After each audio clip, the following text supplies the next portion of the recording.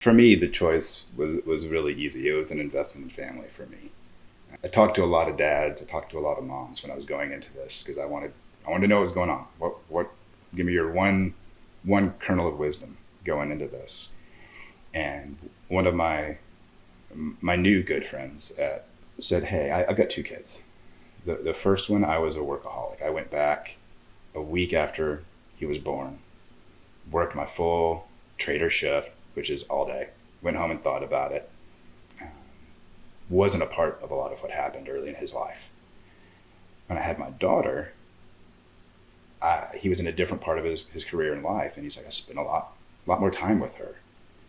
And now that they're both, I think probably about 5, 6 years older, he said there's a remarkable difference in our relationships.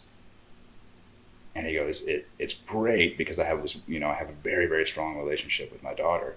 And he goes, but I see how it's different because I wasn't there. And I think we made a point earlier that the kid doesn't remember it. Probably not, not as a memory as we think about it, but they feel it. They can feel that relationship difference. And that investment in time, and whether it's you're a child or a spouse or other family member, you can really change the level of those relationships by investing in them more. We undervalue all of it, and we overvalue work, and maybe there's an unwillingness to, pay that parenting tax. That's what it is, right? Regardless if you're a man or a woman, if you're investing that time, energy, and effort into your family, or your work, like there's going to be a trade-off and a tax one way or the other.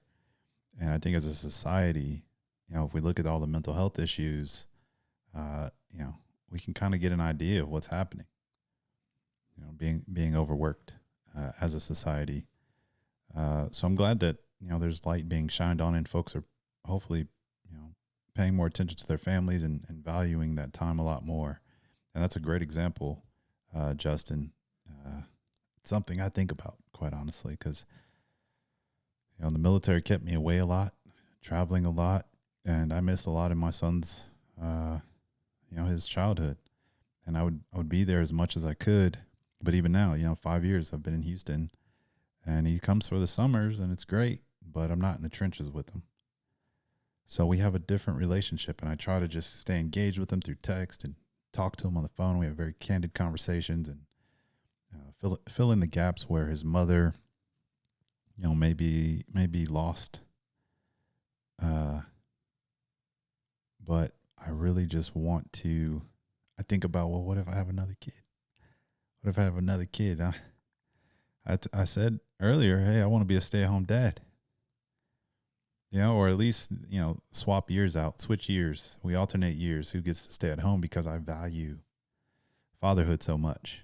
Where I'm willing to, hey, take these golden handcuffs and, throw them in the lake, because it's going to mean more to spend that time with my children or my spouse. I've seen you be so intentional with the time you do have, though. It's not idle parenting. It's not idle time together. We had talked and set up a time to go have lunch a while back, and you brought your son with you, which I thought was awesome. He got to be a part of the conversation. He got to see us interact. He got to be part of that. And anytime I talked to you about what were you doing, it was, we're doing this, we're doing that. It's not, I did this and he was there, or he sat on his phone the whole time. You take the time you have and you're intentional about it, and I think that pays off, and that's something he's going to feel, and he knows that it's there.